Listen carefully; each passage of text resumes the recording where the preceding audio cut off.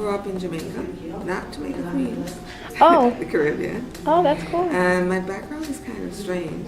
And you mentioned also that you thought about being a doctor, and that's way different from what you do now. I've always been a secretary. Oh, And last I worked for patent lawyers, that's intellectual property. And a couple of things intervened that brought me here. I just found myself in a space in life where I had the time and I needed to be busy. And I just thought I'd wander by City Tech, and now I'm here for good. I love words, and I also love visuals. And when I was young, I just kind of figured it required a lot of talent to be in this industry. And I wasn't confident about mine, so I didn't think about it very much most of my life. But it really is a driving passion for me. Things that I see and ideas and words.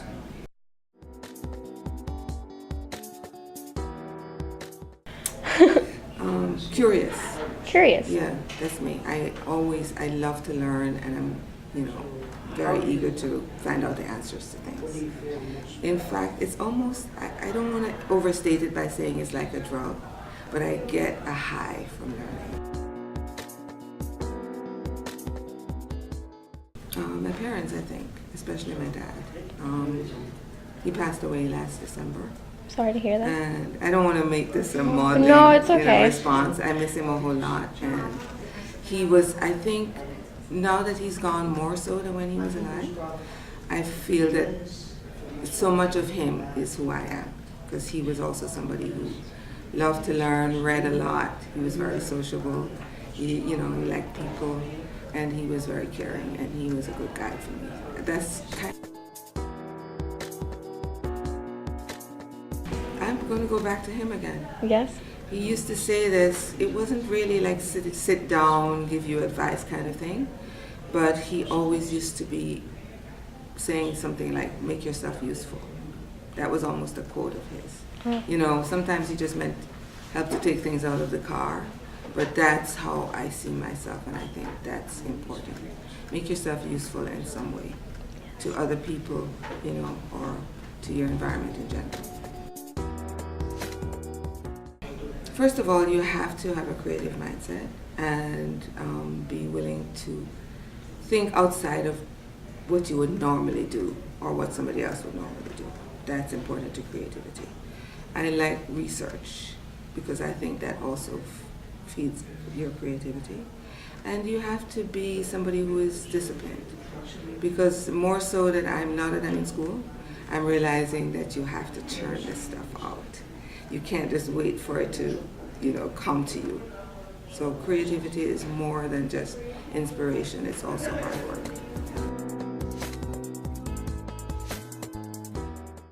Don't take it personal. That sounds like a cliche, but it's not personal.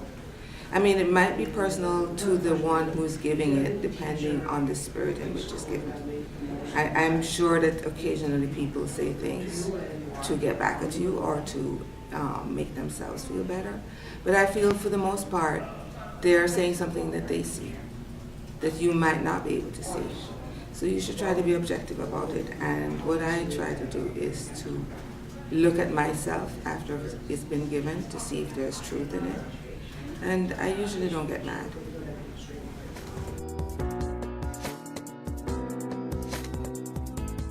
There are very surprising things that I learned. You mentioned the fact that when you were younger or when you were in school or before high school, you didn't think that art could be a career. I always thought that. I just didn't have enough faith in what I would bring to the table.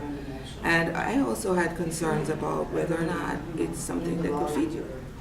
But I've been very happily surprised to find how many different areas design goes into. Yeah. In corporate, in commercial, even in school, like you plan to teach. There are just so many things, especially now that digital is a huge platform that designers are needed for. So I'm very surprised and happy about that.